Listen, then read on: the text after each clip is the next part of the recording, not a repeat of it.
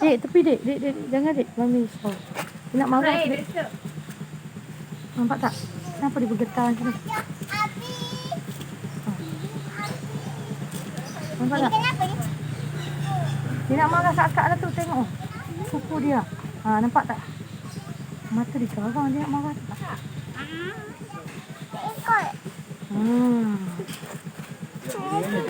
Daddy. Marah. Dah habis dah? Dah habis.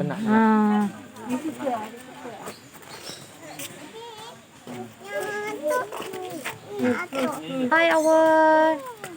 Hai.